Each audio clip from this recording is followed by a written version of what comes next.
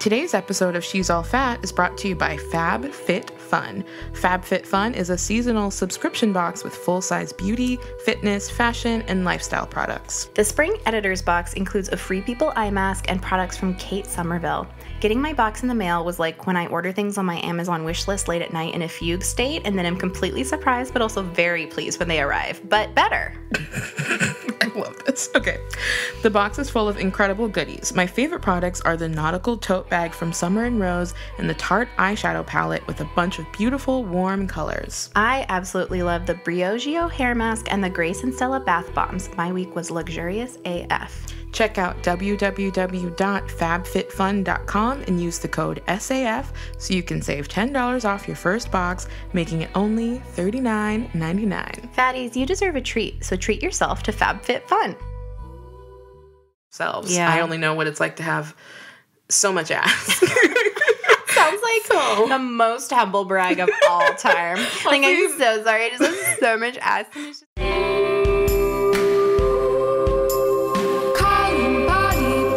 Sisters, hush those diet culture whispers.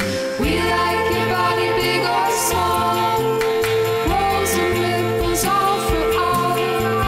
Sit on down, it's time to chat. She's all fat.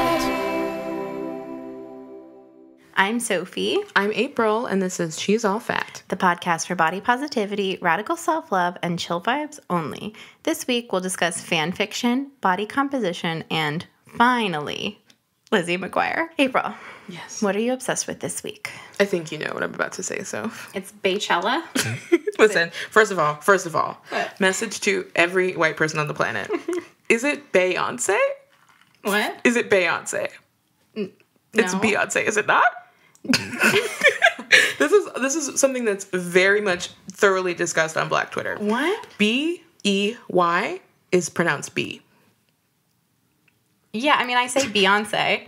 Exactly. But it's not, if you have B-E-Y Chella, it's Beychella. It's Beychella. I promise. I'm sorry, but nobody has said Beychella. It's Beychella. Okay. Please don't. I'm sorry, but... It's another Yahoo. But I've heard people say Bay. I know people are saying Bay. I think literally, like, this is a divide.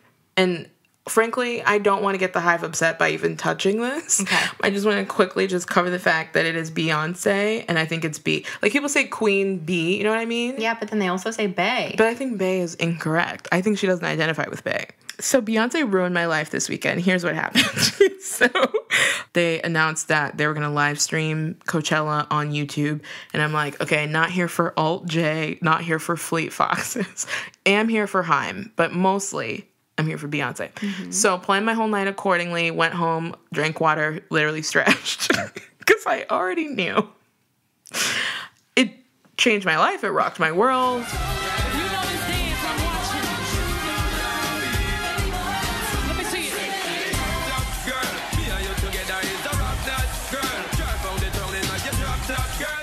Like tearing up all night, woke up covered in bruises from just like kicking, heavily twerking, stretching, like used every muscle in my body.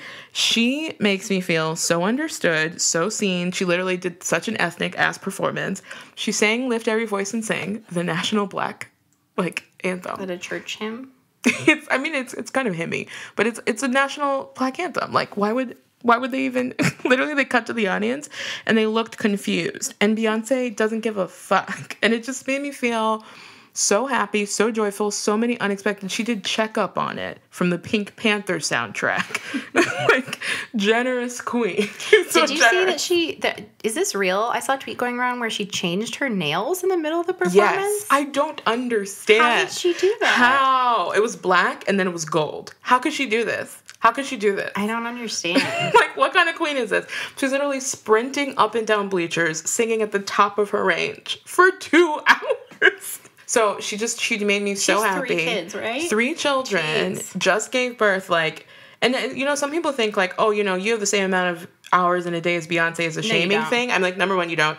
Number two, she has a whole team. But number three, just think aspirationally. Like, what if one day you could get so good at your craft that literally you just doing your talent made people overcome with tears? Like, that would make me so happy. It literally inspires me only. I'm like, yeah. My favorite clips were, number one, her dancing with her sister. I love how her and Solange are like so good sisters. Besties. I love it. Number two, just when Destiny's Child got to come back. Oh my God, yes. And Michelle did not fall this time. Jeez. Unlike at Super Bowl 2014, which she for sure did fall. And we're all trying our best. Jeez. And number three, when she was like, thanks, Coachella, for letting me be the first Black woman to headline. And then she was like, she said something shady. She said, ain't that about a bitch? What does that mean? It just means like, isn't that some bullshit? Just say the same thing. So it was so funny because she's like, I have to say thank you, but also like, let me do such bullshit, and let me do such a Black performance that it's like very clear how different this has been from everything else. So there's two clips I'm gonna leave for y'all in the show notes. The first one, an Instagram account called Flaws of Couture pointed out that there was a part in the, again, 2-hour marathon Beyonce concert where she brought out 2 plus-size dancers they did like sort of like Jamaican whining. And it was like, first of all, Beyonce has always had like a little bit of an issue when it comes to including like women of different sizes. Like she's been really good and through the years of being like, you know, these are dark-skinned women and older women or whatever. But I've never seen her dance with like plus-size people before. And especially for that type of dancing where it's like specifically a Caribbean-inspired dance, I was like, yeah, bring the big guns in. So That's I amazing. Really appreciated that. And then the other clip is the one that Soph sent to me that I freaked out about. It's Rihanna front row at the Beyonce concert. That's feminism in action. They love each other. That's Shine Theory right there. Thank you, Anna and Amina. Thank you, Rihanna. Okay, so I'm obsessed. Every single moment of my entire existence is dedicated to Beyonce. What are you obsessed with? Okay. As I mentioned before, I deleted a bunch of apps from my phone and I made myself read. So I read Children of Blood and Bone by Tomi Adeyemi. I think is how you say your name. Yes. It's like been top of the like New York Times list. Everyone knows I love YA. Everyone knows I love magic. Everyone knows like this is exactly my jam. I don't think I've seen people describing it very well. I saw people be like Wakanda with magic or like Black Harry Potter. It's like, no it's not any of these things.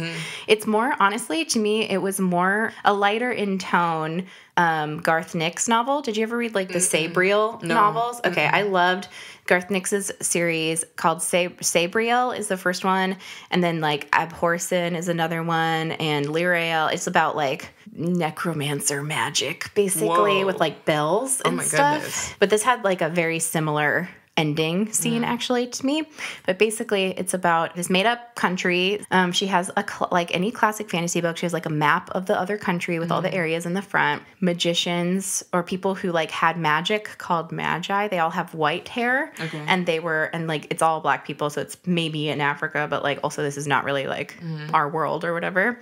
They like a generation ago were all killed by the king, and like anyone left with white hair is descended from them but doesn't have magic anymore. And then something happens and the magic starts coming back, and this like commoner girl has to link up with a princess and try to save blah blah blah blah. Oh my God. And there's like romance and fighting and all sorts of stuff. It's cool. It's really cool. Oh my God. And it's all about like respecting your past and like not hating those who are different than you. It is like a little bit on the nose. I see. But I didn't mind it. Also, she's 24. Yeah. Like, that's incredible. I did not in a like bad way. No, but in a like first book way. Yeah. And there's like several others coming up because there's like definitely stuff at the end that she leaves open for the next book. Okay, cool. Which is good. Oh my God, exciting. And then I'm starting this book that we were sent to review called The Summer of Jordi Perez. I'm super excited to read it once you help me get it on my phone. I tried to get it on my Kindle app, but I couldn't figure it out. I'm dumb. I'm going to show you how I download all of my Call Me By Your Name fanfic. Oh my God. And my Star Wars fanfic to my phone. If we say this, I know we're going to get a bunch of emails about it, but we better say it. You and I both like read a lot of fanfic. A lot. And I wrote a lot. And you won't find it. I never wrote any. You won't find it. I want to read it I wrote like bad. 40 plus fanfics. Yeah. What category? I did Lizzie McGuire. I did Gossip Girl. I did God. Degrassi. Oh my God. Like one of my friends had a notebook where she like printed out her favorite fics and would like read them out Wow, and stuff. I'm getting a flashback. I think I did this. Oh my God, it's incredible. God. So Nicole Cliff, who is a writer, used to write for The Toast, she did a thread this weekend that we'll link in the show notes, where she was just like, reply with your like all-time favorite fanfic, and it just really threw me back. A million come to mind. And I wish I was far away from it, but I'm like, the one I finished last night called Sugar is incredible. I love fanfic. I love people's creativity. Yes. I love people's involvement in their fandom. This is actually a hashtag, sorry, Lindsay. She gave me this book that she read. She lent it to me to read called Mr. Darcy Goes to Pemberley or something like that. It's just like essentially published fanfiction sequel to Pride and Prejudice. And she was like, it's so good. She's read all the sequels to it. I did see a lot of people in that thread recommending one where apparently it's about One Direction. Okay. And Harry Styles. Wait, I'm just going to read. I got to read the tweet. Flesh Mechanic, the fic about Justin Timberlake being a serial killer, has had a profound effect on my life. Oh my God. And apparently he's a cannibal in it. DM me the thread. I need it. It's incredible. Oh my God. Wow, people are so creative. People are so funny and cool and weird. I love fanfic. Send us those fics. We're obsessed. I'll read it completely. Literally. Start to finish. All right. Okay. Let's move on to some shout outs. Great. We got our Apple Podcast review shout outs. Thank you all so much for writing us a review on Apple Podcasts. One day. Sigh. You know. Okay, number 1, Fat Friend KC, Sarglava, Duff Ash, M_weight, J Klein, I think. Okay. J Klein. M04JO, and Wino Knitter Mom. Hell yeah. Hell yeah. Thank you all so much for writing these reviews. We appreciate you so much. You lift us up when we are down. And now we have our Patreon shout-outs. These are our cool-ass patrons. We got Scarlett Curtis, Randy Pace, Mia Fuhr, Julie Murphy, Noel Ramirez, and Melissa Cantanilla. Thank y'all so, so much. Okay, moving on to some Correction Corner, News Corner, our corners. Our corners. Okay, so we're coming up to our flyover events. Just as a reminder, we're going to be in Iowa towards the end of this month. We're going to be doing a live podcast taping with Yvette Dion, who is the editor-in-chief now, I believe. Yes, absolutely. Head editor? I don't know what her title is. She's big deal over there. She's BFD over at Bitch Media. We really love her. We're really, really excited to chat about stuff with her. We're also doing a podcast workshop for women and femmes and non-binary people, and it's going to be about how to start your own podcast. So we hope to see some of you there. Come hang out with us. We can take lots of Instagram story pics. And eat cheese. Bring your lactate pills. We're doing it. Can't wait. Cannot wait. Okay, second item. We wanted to make sure that, just like you're supposed to give your children a lot of notice when something is coming up that might be harmful for them. But we want to let you know, I'm being dramatic. We want to let you know that, we're about to come up to the end of season 2 in about a month, and we're going to have a little summer break like a lot of podcasts do, and during that summer break we're going to be preparing season 3. We want to use season 3 to do some more reported things and some more interviews about things that we don't necessarily have the intersections or identity to talk about. We want to talk to some super fat people. We want to talk to some genderqueer, non-binary, or trans people. We want to talk to some masculine of gender people, and we are also open to other ideas that you all have. So if there's topics or people that you want us to talk about or to, please send us an email, fyi@she'sallfatpod.com, with suggestions for things that you would like us to talk about or people you want us to talk to. So over that break, if you are a patron, do not worry. You will still be getting all sorts of extra content. The Facebook group is going to continue to function. We're going to try to help people plan some meetups. We're going to have extra audio every week. It's like 2.5 months that we'll be on a break, and we're going to have 3 extra long episodes just for our Patreon members. You're going to want that sweet content, so I'd strap in.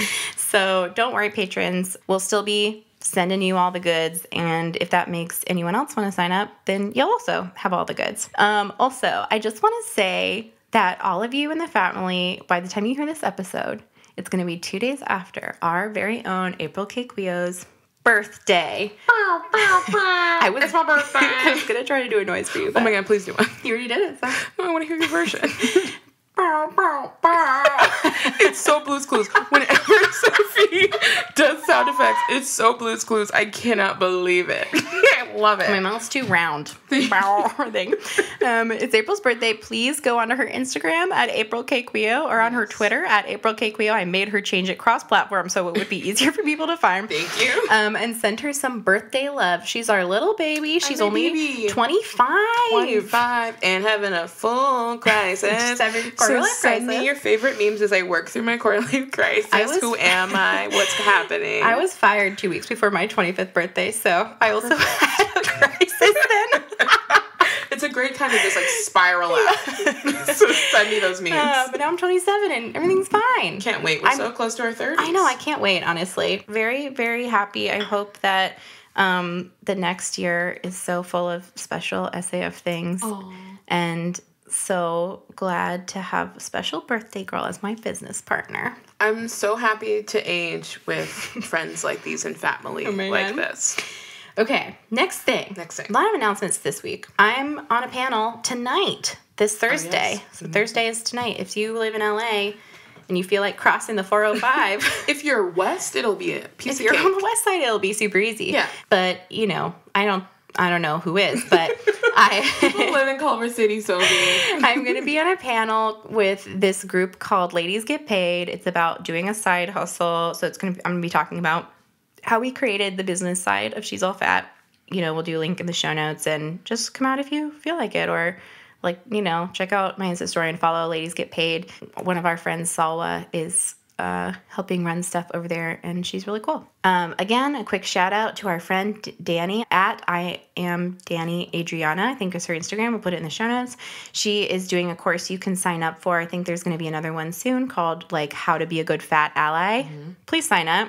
We highly recommend. She's very knowledgeable. Honestly, the hard part about this work is that it's just so much labor. Yeah. So when someone's willing to put in the work and do it in such a sweet and approachable way that Danny does, gotta support. She's the nicest person. A little update that made us really happy. If you remember 2 weeks ago, couple weeks ago, we did a question from a teen, Hannah, who was struggling with wanting to be body positive but being on Weight Watchers and wondering if that was possible. And she sent in a little update for us and literally made me cry. Tore me apart. And I really don't cry. I'm pretty much Beyonce and the family make me cry and end of list. And I saw the email and then I sent the clip in our group chat to April and Maria, and we just sent all caps back and forth. I can't believe it. So here is a little clip from that. Shortly after I sent that in, I was listening to your older podcast, and I was like, screw Weight Watchers, I'm quitting. And so I did, and now I'm so happy because after listening to your podcast and listening to everything you said, I realized that my biggest fear was gaining weight and getting fat, and I realized that if that's my fear, then I really shouldn't. I have to do something about that because that's a ridiculous fear. And you guys have helped me so much to learn how to love myself. And now I'm looking into health at every size, and I've never felt better.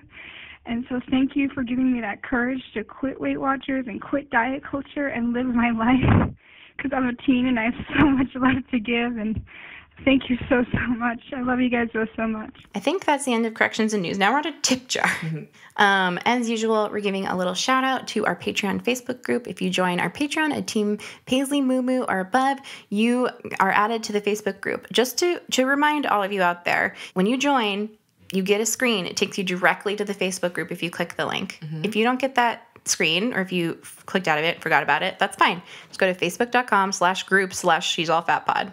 That's it. Just search for it. She's All Fat Pod. Mm-hmm. And you request to join it. A lot of people sign up for Patreon with a different email than they do for Facebook. And so it doesn't super work very well for me to just add people's emails. Mm-hmm. So just send us an email if you want to be in the group and you're at that level, or go find the group and request it. Anyone at Team Paisley Moo Moo and above is paying for the group. Yes, and you're going to get in the group. Every Monday, newbies will Every Monday I add people. Entered. Yes. Okay, so this week, people are talking about pets and body shaming. All right. And just like how when vets talk about like your cat's too fat or something, like how they deal with that. Yeah. And like, what are you feeding this fat ass cat? yeah, people are having like, there's a zoologist in there having like, it's really interesting. I love it. Really cool. Really cool. People are sharing their embroidery and shit. It's all my shit. It's my favorite shit. Love it. Okay, so, and then just wanted to read this little quote somebody posted.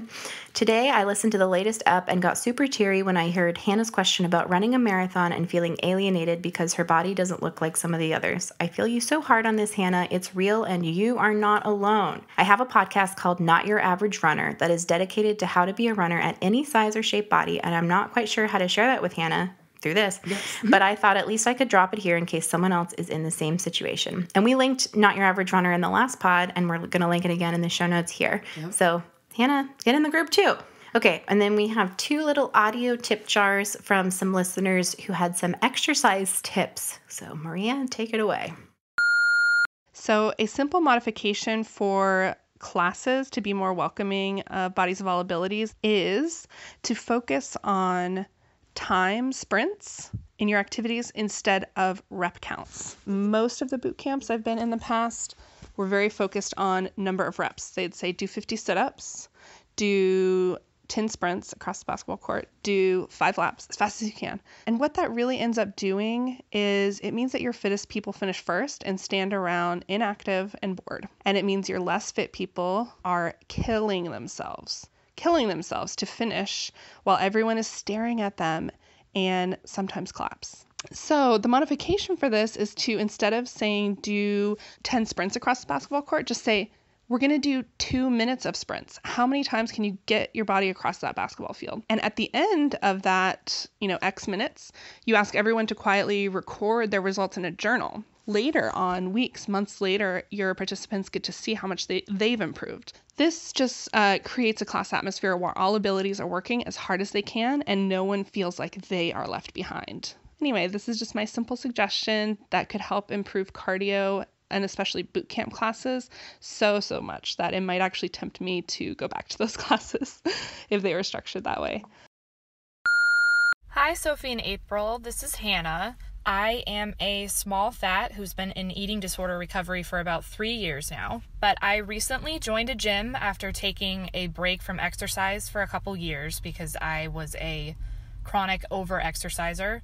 My tip is to bring a piece of tape with you to the gym. I know there are some machines that make it to where you can basically go to a different screen and not have to view the calories burned, but there are some that don't. So I've discovered that you can take a piece of painter's tape with you and just tape right over the calories if you don't want to see that. If it's triggering for you or if you just literally don't want to see it, because I know I enjoy doing cardio, but I don't want to see that while I'm working out. Love you guys and all that you do. Thanks. Perfection. All right. We should really get to the meat of it, don't you think? Let's do it.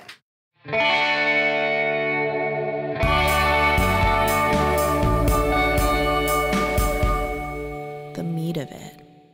This week on the meat of it, we're talking about body composition. And I want to shout out Tara at Kitchen Cat 22, iconic, for suggesting this episode. Great idea. We're doing it. Wow. We're here. So let's give a little intro for the peeps at home. This is a radio show. They can't see us. They don't know about our bots. Okay. Unless you checked out Instagram.com/she'sallfatpod. True. Perhaps followed us. True. We'd love to get to 10K so we can swipe up. And guess what'll be on the other side? Lizzie McGuire episodes. Anyway. Oh, good. Maybe right. Don't follow us. I don't want us to have that power. I want it The badly. swipe up is just going to be me spamming my Glossier code. Give me the swipe up. I'm like, my Postmates code. All right, so I will go first. So let me describe my body to you. Great. But I think it's important we do this so like people know the lens that we're viewing this conversation in by Should we like describe the body. each other's bodies? Oh, okay. Is that you better want to? or worse? Okay, I think let's try it as a fun thought experiment. All right, so Sophie has a great bot. She has like very delicate, beautiful little hands that I love to like look at and watch her hold stuff in because they're super small. They're small. Let's see. She has perfect little titties, and she does not need a bra, which I envy. I very much envy that she does not need to run rocks bralettes in a way that I never will be able to. I'm like literally working my way down. Yeah. She has a round little tum that she dresses real cute in all her perfect outfits. Real svelte legs. And then feet that look small but are bigger than you think. That's a vibe. Yeah. I would say I have a snowman body. Ooh, sexy snowman? Yeah, with legs. I love that. That's my, like, gut. So picture a sexy snowman in a denim jacket covered in pins and then just, like, incredible hair. Thank you. That's the vibe. Yeah. Okay, April's bod. April always has her hair done really cool.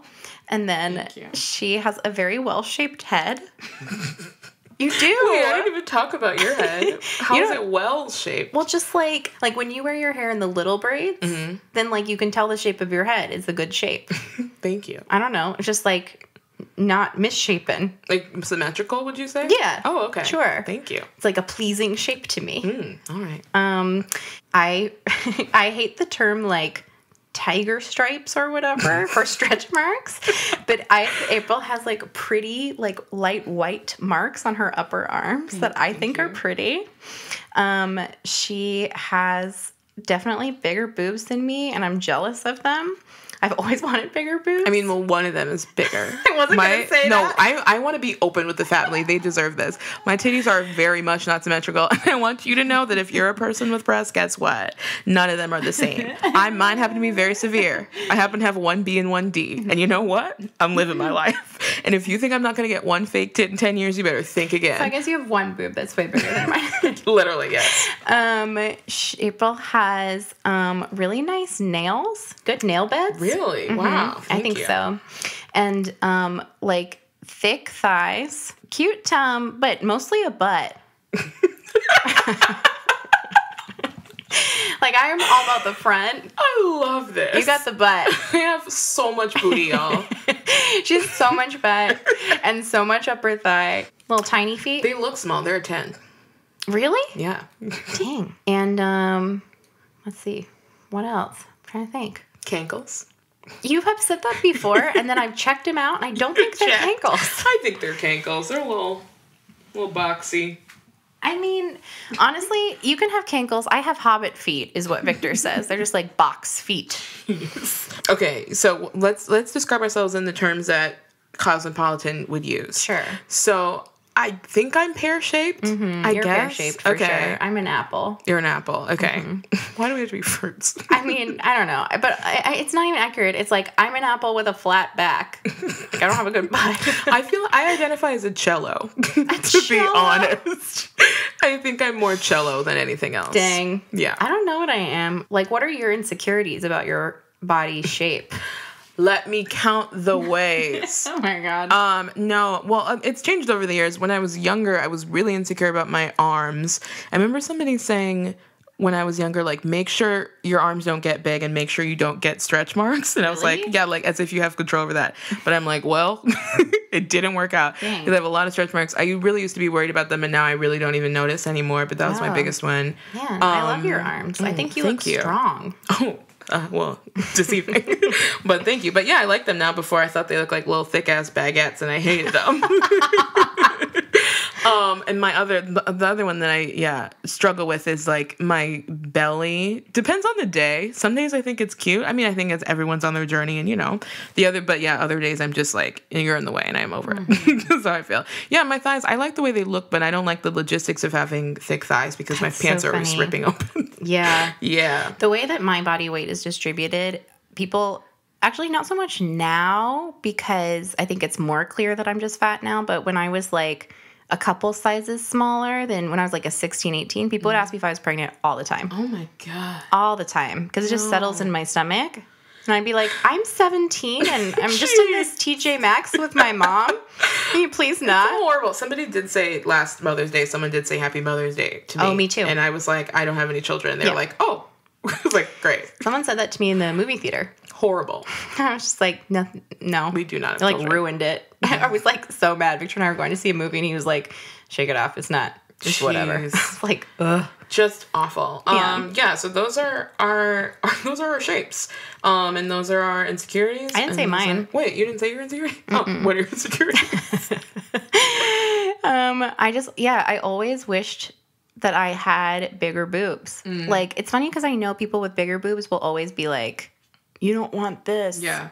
But I always wanted bigger boobs. But, like, now, yeah, I like that I can just wear little bralettes and stuff all the time, and they, like, don't bother me the way that, like, I know people with bigger boobs sometimes, like, don't like to exercise because it hurts or something. Flopping all around, I can't even imagine. Sucks. But I do... Sometimes I feel like, quote unquote, not proportional, but also the more that I get into, like, body positivity, the more that I'm like, I don't care. Yeah. I like wearing different outlines. I used to always feel like I had to wear cinched in waist. Oh, yeah, flattering clothing. Flattering, quote unquote, because since I have a smaller belt. top, if I did, like, a big skirt, it would make me look thinner. A-line. Okay, they were saying A-line. Yep. And it would also, like, accentuate my small boobs. Like, but now I wear a lot of, like, very loose, flowy things or, like, you know, whatever. Because I kind of don't care. But, yeah, I always wanted bigger butt, smaller belly. And now I just kind of feel like, whatever. Yeah. It is what it is. Yeah. Yeah. We're a it is what it is family over here. Some days we both look in the mirror and we're like, you know who's hot? Yeah. It's the ladies of She's All Fat. Yeah. And sometimes we're like, fucking whatever. I just call those front facing camera moments. Oh my God. And It's I have just so many. When you go to open your phone and accidentally open the front camera and you're just like, oh, You're like, oh no. You know what? It keeps me humble, to be honest. It keeps me humble. Yeah. Because I've seen some horrible things. My biggest insecurity is about my chin. Oh, yes. You told me about that. I don't think I've talked about this on the pod, but in 7th grade, an orthodontist told me that in addition to braces, he needed to break and reset my jaw in order to make me attractive. Which is bullshit. And my mom was like, we are leaving. Yeah. And we, like, went somewhere else. I'm glad she did that instead of being like, maybe he has a point. Right. No, like, no. Horrible. She was like, fuck you. Yeah.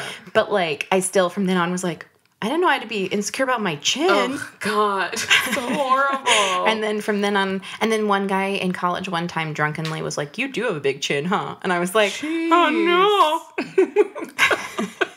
Men, stop giving us new complexes. We have enough. But those are my main things. But, yeah, honestly, the, like, less that I care about fitting into different parameters, the more that I'm like, yeah, this is just the way I'm shaped.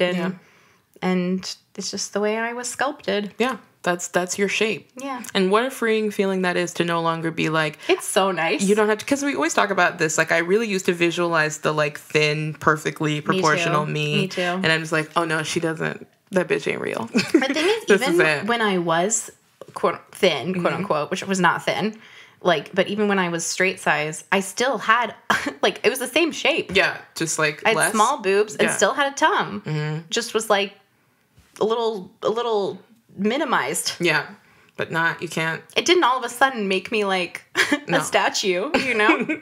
It doesn't change your shape. No, the oblique machine at the gym does not give you a smaller. I know they told you that, but that's not true. But I wanted to talk about this episode because we also had a Hannah a couple weeks back saying that she felt like she was treated differently than the other fat girls on her soccer team because they were more like quote unquote thick, meaning like more hourglass or pear or whatever shaped. And she felt like because she didn't have that shape, she was treated differently. It's definitely real. Like it's not a figment of your imagination or whatever. It's definitely much like even in the world of plus size fashion and plus size bloggers and body positivity, we're still mimicking those same like pressures from straight size world. Yeah. So it's still much like there's still very much a preference for, okay, well, if you're fat, can you still look like as close to Betty Boop as humanly possible? Yeah. Like if you're fat, can you be Ashley Graham? When I started thinking more about this episode, I was excited to find that a lot of bloggers and plus sized fashion people have thought about the same thing that we're about to think about. So I wanted to read a little chunk from a writer named Charing Belle in Madame Noire wrote about this very phenomenon, specifically in plus size fashion, about like the obvious preference for perfectly hourglass shaped people. Yeah. All right. What I do know is that the term plus size in fashion doesn't seek to counteract the idealized waif image by showing beauty in all shapes and sizes, but rather reinforces the notion that beauty has its limits. And more often than not, it tends to create new ways in which women and girls can learn to feel bad about themselves. And I'm not just talking about the girls and women who are built like bean poles. I'm also talking about women with less boob than behind or more stomach than ass. While seeing bigger women is an improvement and empowering in itself, if all we really are seeing is bigger versions of the same image we've been force-fed since we were kids, all we're really doing is trading in one oppression for another. Yes. Which I totally related to this statement. I agree. You would hope that we would be different. It's just so odd how slow progress is. It's like, okay, you have to be a size 2. Okay, you have to be a size 4. Okay, you can be a size 10, but it has to be in this exact formation. Yeah.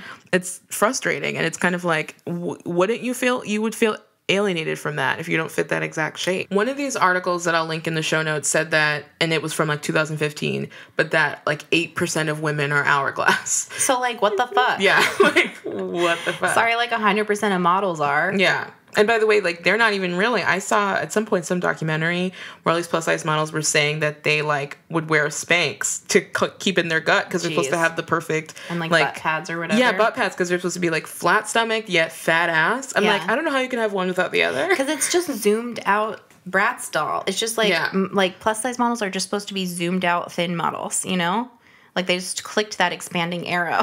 Jeez. Which is not how bodies work, which is why, if you just expand out straight size clothes, they don't fit fat people right, because that's not, bodies don't gain weight, just you don't just become slightly bigger. It doesn't work that way. It does not work that way. Once again, my boobs would be bigger. So annoying. Yeah. We also wanted to talk about Nicolette Mason discussed just this in Glamour magazine. Okay. If y'all don't know, she is an incredible blogger and one of the people behind Prem, which we stand for. And we'll link in the show notes. She describes herself as a strawberry in this article. I love that. And discusses specifically in the plus size blogger world what it's like to kind of feel erased because your body is not represented. Mm-hmm. The thing that makes me hopeful about the future is that visibility seems like maybe it's shifting in a different direction. Because Nicolette is when I think of top plus size bloggers, she comes to mind immediately. Totally. And she's not hourglass. No. And she's there. I see her. She's visible. I also wanted to talk about Janet Mock, who is a writer that I stand for. Obviously, she's incredible. And I think she's friends with Beyonce.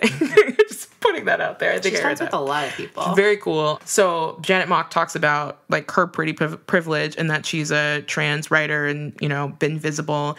And she's gorgeous and has received a lot of obvious privilege and have had different opportunities because of that. I will read this excerpt from this article. Here's the math. If I did not look the way I do, then I would not be on TV or on 2 book covers. I would not have a beauty column or an Instagram with more than 100,000 followers. This does not mean that I have not put in work and effort and done my job well, but my beauty is not something that I earned. I did not work for it, yet it has opened doors for me, allowing me to be seen and heard. And for me to pretend that it does not exist denies the ways in which being perceived as pretty has contributed to my success and made the road a bit smoother. Yeah. What this immediately reminded me of is I have seen plus size bloggers get called out for basically having more access to opportunities for being acceptable looking, meaning being a 14 and being hourglass and stuff. And sometimes they get really defensive and they're totally. I work really hard. I'm doing my very best. And it reminds me of this because I'm we know you're working hard, but also you're pretty. Yeah. You're pretty and people want to put you in Glamour magazine because you're pretty. Ashley Graham, hi, you're gorgeous. Yes. And that's why. And I don't think that should diminish anything that you're doing because we know this work is difficult, but also, I mean, that's always the response to any kind of privilege accusation. That's a lot of response to white privilege accusation as well. Is well, I had it hard. I worked hard. Okay, that doesn't mean anything other than that this is one obstacle or block. I almost said blocksticle. This is one blocksticle that was not in your way. That's all it's saying. I do think it's interesting in that communities like these where it's we're bonded together by our marginalization. So I think because people are no, I am marginalized in one way.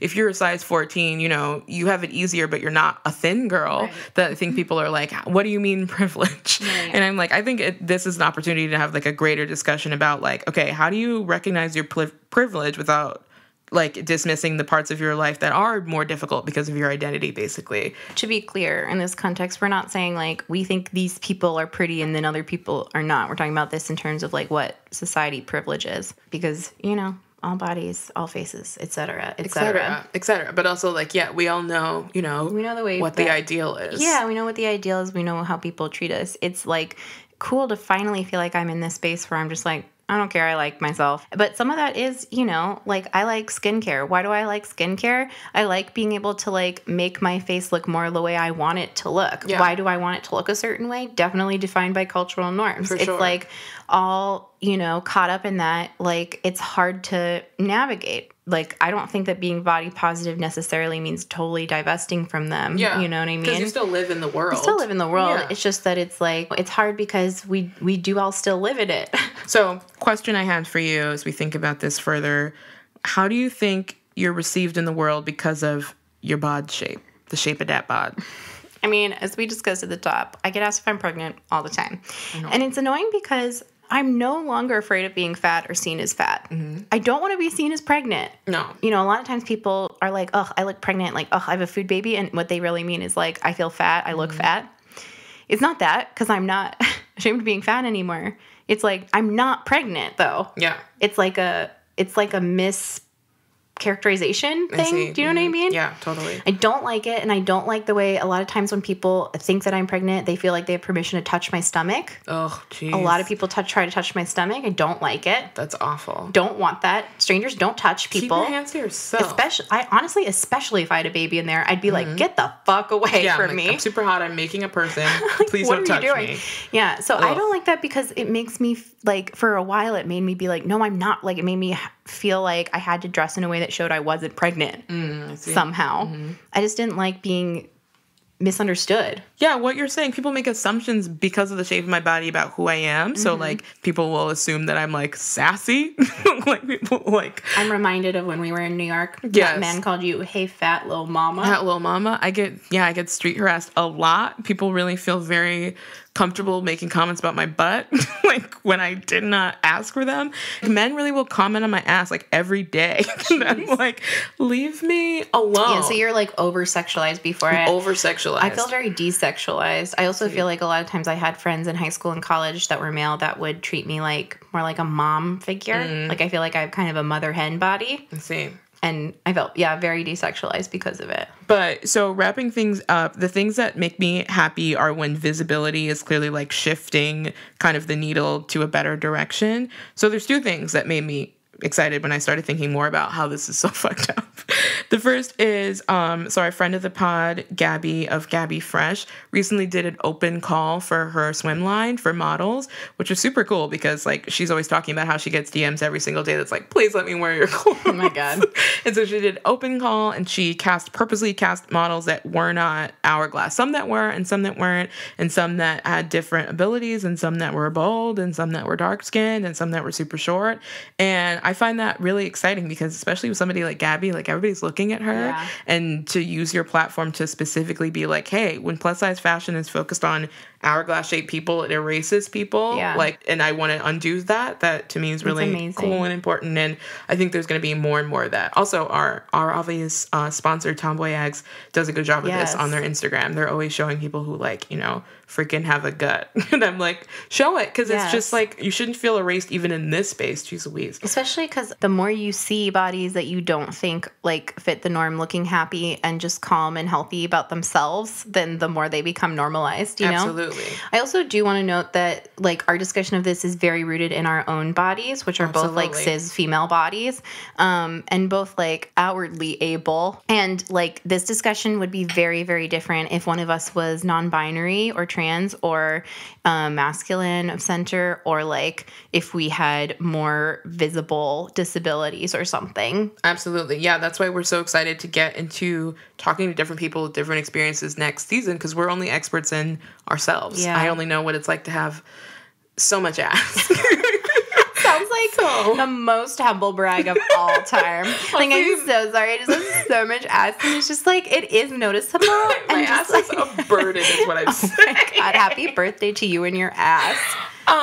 So to wrap things up, the writer, the Militant baker, who has a dope blog and a couple of cool books, wrote about this on her blog, and I wanted to read a little positive excerpt from that. Cool.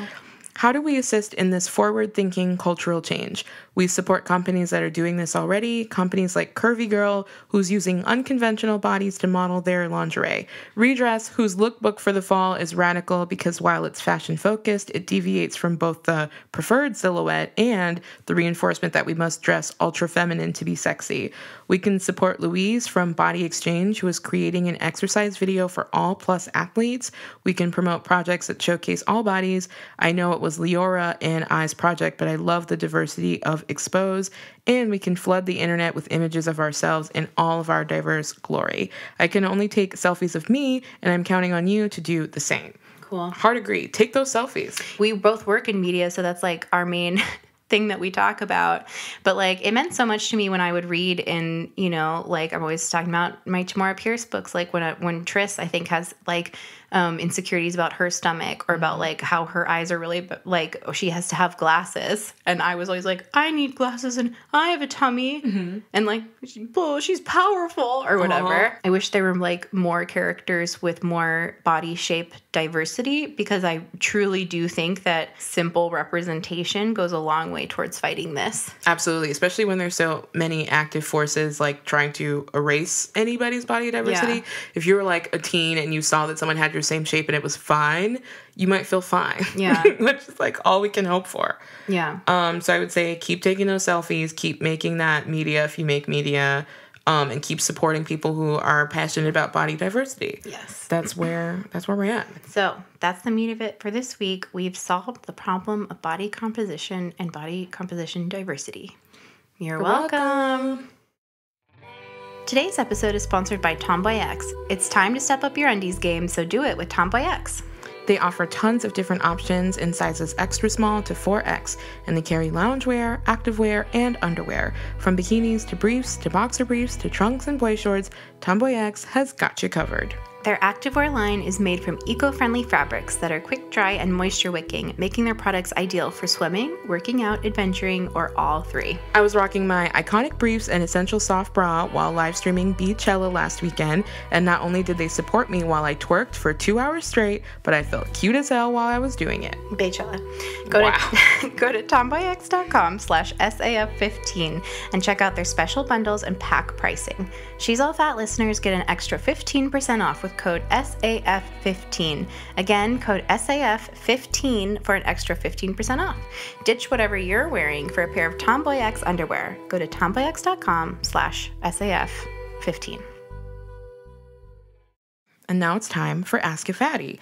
If you want advice, you can send a voice memo of yourself asking a question to FYI@she'sallfatpod.com. You can record it on your computer or the voice memo app on your iPhone. Just keep it short, about 1 minute max. Or if you're shy, you can send us a plain old email at FYI@she'sallfatpod.com, and we might answer your question right here on the show. So this week, we have a special Ask a Fatty from Hannah. Hi, April and Sophie. This is Hannah. I have 2 questions for you guys. First of all, I love your podcast. Thank you so much for all the work you do. I love listening to it every week, and I wanted to ask you guys what your favorite podcasts are. Looking for some new recommendations. And my second question is for April, because I feel like she really wants to talk about Lizzie McGuire, so I just want to open up the floor for you. And I'm wondering why you love it so much, and if you still rewatch it now that you're an adult. Okay, thanks. Okay, P.S. I just re-listened to that, and it sounded super condescending about Lizzie McGuire, so didn't mean it that way. April, you're awesome. I want you to talk about why Lizzie McGuire is awesome. Thanks. Okay, so let's start at the beginning. We'll name our favorite podcast, then we'll get into it. Okay, you start. Okay, I do listen to My Favorite Murder. It's my problematic fave. Mm-hmm. I listen to This American Life. I listen to Radiolab. I listen to All the Basics. I listen to Reply All. I love Nancy. I love our friends over at Nancy. Obsessed. Did you listen to the season 3 premiere? No, I'm saving it. I'm saving it for a reward for when I finish writing this article. Oh my God, you're going to love it. Okay. Shout out to Tobin. We love you. Kathy. And to Kathy, we Obsessed. love you too. My favorite one that I keep trying to get everyone to listen to is called Uncivil. It's about the Civil War, repercussions from the Civil War. It's very interesting. And obviously, our like pod moms over at Call Your Girlfriend. Yes. Obsessed with y'all Obsessed forever. with them. The Read. Like, literally, The Read is just, it's okay, you can ask for me. I don't understand half the shit they talk about. Amazing. But I still listen, and then sometimes in the car I'll be like, haha. You're like, Tyree, you tripping. I'm just like, what are you talking about? Sometimes I do have to skip it because I have no idea what they're talking about. This is incredible. But I love them. What are yours? Mine are, yes, Stan CYG, listen from the very beginning, love The Read. The Read is the one podcast that I will re-listen to later in the week because I Really? like want to make sure I didn't miss like a single joke or Oh my like God. a single update about like Kyla Pratt or whatever. Like I gotta have it. Okay, I have my phone out to just look at all the ones I'm obsessed with. Okay, like Keep It, Ira Madison's new podcast. Love Never Before with Janet Mock. I'm like waiting for that to yes. come back. Really obsessed with that. Still Processing is the one that I like will save to like reward myself for doing something, and it always feels like a good like brain workout. Sometimes I leave an episode of Still Processing like thinking totally different about something that I Really? didn't before. Yeah. Love The Stoop. That's a newer pod. Love Who Weekly. They love the same trash that I love. Yeah. So like, obsessed with those. I also like Gabby Dunn's Bad with Money. I think she talks a lot about different ways of approaching money and like gets into the feelings people have about money, and I really appreciate that. We got to shout out our friend Joanna's podcast, Friday Night In. Friday night. Love them. We got to shout out Food Psych. Love Food Psych. Hell yeah. I'm just about to start Jonathan from Queer Eyes podcast, Oh my Getting goodness. Curious. We love podcasts, if you can't tell. Which was yeah. why, honestly, in retrospect, I feel a little ridiculous that it took us like 2 years of being friends to realize we should do a figure this out. podcast. Because we're always talking, we both love podcasts. Make a podcast. Yeah. I think people are doing a lot of really creative, unique, inventive stuff in the space since it seems kind of all new. I'm very much into it. I think and talk and write and talk on the podcast about body pause stuff all the time. So I tend to not listen to too much body pause stuff except for like when I'm thinking about writing the show, just because it's like I got to think about other stuff sometimes. Yes, absolutely. But we have on the website, on our resources page, we have a list of other podcasts that are like body positive kind of podcasts that you could check out. And now to the question of the hour. Thank you so much for giving me an opportunity to talk about Lizzie McGuire. This episode should just be called like April stands her favorite stuff. I just want to also say that we got another question where they were like, this question is to appease April. Because Maria, please pull the clip of the person saying appease April. I have a couple of questions for you. The first one is to appease April primarily. We have to cut this one right here, but don't worry, Hannah. We'll get to your question in another episode. everyone heard you loud and clear. So I just need 1 minute to just get this off my chest. Listen, Lizzie McGuire meant the world to me as a child and still does. Ms. McGuire, like I was saying in I'm Obsessed, was the first show that I wrote fan fiction about. Lizzie McGuire, I think my connection was just like, she was a kid trying to figure it out. She had a weird sense of fashion similar to me. I wore a lot of like weird stuff trying to figure it out. And I also just love that the show wasn't afraid to be like, yeah, she's a shitty little kid. Like Lizzie was like super She's a selfish. brat. Yeah. Like a brat, was like obsessed with being popular, would like drop Miranda at the drop of a hat. And I just felt like it was like one of the more, not realistic, but one of the more relatable depictions of being like 12 and being like, okay, I'm awkward. I want to be the most popular girl in the school, even though she's like a bitch. I have this best friend. He looks weird. I think he loves me, maybe. Like just kind of like figuring it out. I felt like Lizzie and I were growing up together. Oh my God. My favorite is Dear Lizzie, which I mentioned, and this is why people are sending us this question. Dear Lizzie is Gordo, or Lizzie gets an advice column, and then Gordo writes in and he's like, I have advice. I'm in love with a girl. How should I tell her? And it's like, it's Lizzie. I just love Lizzie. It just like reminds me of being 12, and like it's I think it holds up. It's fun. Hilary Duff is the actress of our generation. Oh my God. Do I rewatch? Absolutely. It's all on YouTube. I just love 2003 television, and I never will too. stop. Thank you so much for asking this, and this is the greatest birthday gift I will receive. Thank you again. Hey now, this is what dreams are made of. And now let's move on to It's Okay You Can Ask, a segment that is for Sophie to ask me questions about blackness and for me to ask her questions about whiteness, and that's it. So please don't send in questions for this segment because that's not how that works. We'll find the answers to our burning questions like, did Beyonce really call Post Malone an intermission? Oh my God. That happened. That's so rude. Or, I'm sorry, Jamie Lynn Spears named her baby what? What's your question? I'm so much calmer this week because it's not your turn. All right, so this question I've had brewing for a while because we talk a lot about like your responsibility to confront the people in your life who have like opinions and actions that are harmful to others.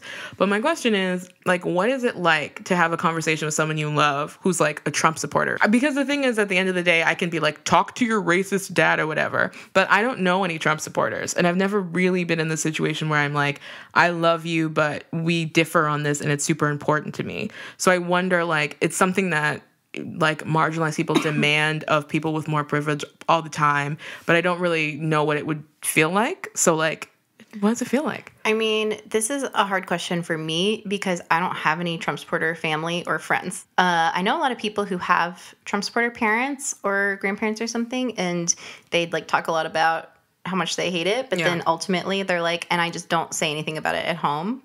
And I like was very angry about this after the election and was like, you're fucking up. Like, you need to go home and do this. And I got in a fight with a friend about it who was like, you don't understand what it's like. Like, I already have a strained relationship and blah, blah, blah. And I was like, yeah, that really sucks. I don't know what I would do. I don't know either. Because, like, you know, I just don't know, like, what I would do if somebody that I loved who was close to me had such an abhorrent view to me. You know what I mean? Yeah.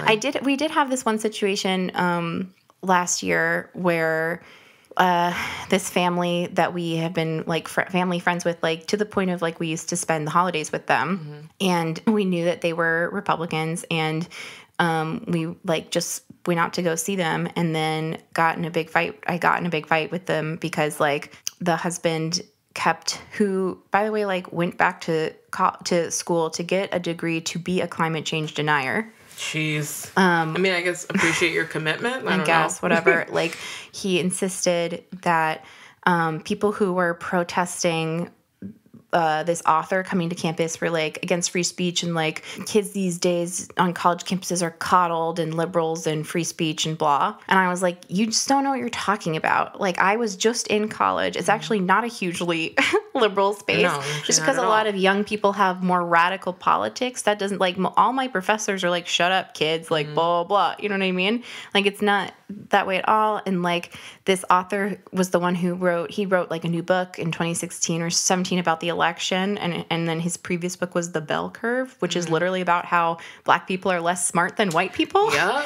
I was like, and he was like, well, actually there's some good sociological points in it. And I was like, great, so you're just a racist. Like, and we got in this big fight, and it was like, I had never really pushed back on things before with them because like I knew that they thought differently than me. I knew that they have a different religion than I do. And I knew that I thought he was kind of an asshole. Yeah. And I knew that there like, you know, wouldn't be much space to go. And in fact, there was not. And so then we left. I burst into tears in the car. Yeah. And I like apologized to my mom because I was like, I'm so sorry. Like, I know my mom would never really do that. Like, she would just be very polite. And she was like, I'm proud of you for speaking up and like, blah, blah, blah, whatever. And then we just like haven't seen them since then. And I felt really sad about it because like they were our close friends, but also I was like, I'm not sorry that I said something. Yeah. Like, I was very upset about it for a while. I was like frustrated that they didn't listen. I was frustrated that he felt that way. I was frustrated that this conversation went so badly. I was frustrated that it ended like that. And then later on there was like no reach out except for like, oh, well, hope we can get past our differences or something. I'm like, that's bullshit. But then, like, we just haven't seen them. So I do not know what that would be like to have to think about having that conversation with your parents or your grandparents or your aunts and uncles or something. I think probably if it was the choice between arguing with my mom about Trump and never seeing her again, I would probably just not talk about it. Yeah. It's my mom. I understand. It's hard because it's like we have these conversations on social media about how, like, I'm most people are tired of hearing about the red state perspective on what happened or whatever, like an overly sympathetic perspective. And I'm like, I don't need that. But I also would like to hear, like, on a personal level, like, you really stopped talking to your mom? Like, you really excommunicated yourself from your family? I mean, I think it's the right thing to do, but it sounds hard. And I'm not in that position. Exactly. So, like, I don't know what that's like, but I'm curious. My parents are both very liberal. But I think, like, if I were in that situation, I would hope that I would try to make clear that I strongly disagreed, why I strongly disagreed, and that it did make me think less of them, and, like, leave it open for discussion. Yeah. And hope that that kind of pressure or, like, kind of undercurrent, constant undercurrent of, like, I wish you were not doing this, would eventually lead to some sort of conversation, or, like, at the very least, like, I think people consider what they're doing or rethink what they're doing if they think their loved ones, like, think badly of them for it. Like, I mean, shaming them into being better people. So I'm like, just express that, even if you weren't going to be like, I'm never talking to you again. Yeah. Because, like, I think that's a big ask. I think that too. But I'm curious. I mean, again, like, when it comes to racism, the racism is for sure, like, the most important thing. Yeah. But I really am curious about, like, if you've had these conversations, whether it's been about race or it's been about body positivity stuff, and you've kind of drawn a hard line, like, on the interpersonal level, what does that look like? We've had a couple people talk about it. I do think, like, it is a little different with, like, Trump stuff than it is, because body positivity stuff, most of the time you can center in yourself. Yeah, exactly. You know, you can be like, you're hurting me. Totally. As opposed to just being like, I think you're wrong ideologically. Yeah. Yeah. I mean, the answer is, like, I do talk to my family and friends about the things that I find problematic. I think I have lost friends because of it, because people start to think of me as, like, you know, Justice Harpy. Yeah. I'm like, well, whatever. Let us know what y'all's experiences have been. Seems hard. Seems very hard. See, it's one of those things that's like, I don't think I'll ever experience that, but I want to know what it's like. Yeah. Well, thanks for sharing. Yeah. Sorry. Right. Why are you saying sorry? I don't know, because I'm just always like, sorry 53% of us did that. I mean, listen. Yeah. I saw that, like, 87% of Republicans still say they support him, so, you know. Great. Hashtag cool. And that's our show. Be sure to check out the show notes for links to the stuff we mentioned today, and don't forget to send us your questions via email or voice recording to fyi@shesallfatpod.com. Please make sure to leave us a review on Apple Podcasts. It's super important in making sure people find the show. If you leave us a review on Apple Podcasts, we'll give you a shout out on the pod next week. She's All Fat is created, produced, and hosted by us, Sophie Carter-Kahn and April K. Quio. We are an independent production. If you'd like to support the work we do, you can join our Patreon by visiting patreon.com/shesallfatpod. When you pledge to be a supporter, you'll get all sorts of goodies and extra content. This week, we're posting more information, resources, and readings about Hillary Duff, just for our Patreon supporters. Our music was composed and produced by Carolyn Pennypacker-Riggs. Our website was designed by Jesse Fish, and our logo is by Britt Scott. This episode was mixed and edited by Maria Wertel. Our Facebook, Instagram, and Twitter handles are @She'sAllFatPod. You can find the show on Apple Podcasts, Stitcher, Google Play, and wherever else you get your pods. Bye. Bye.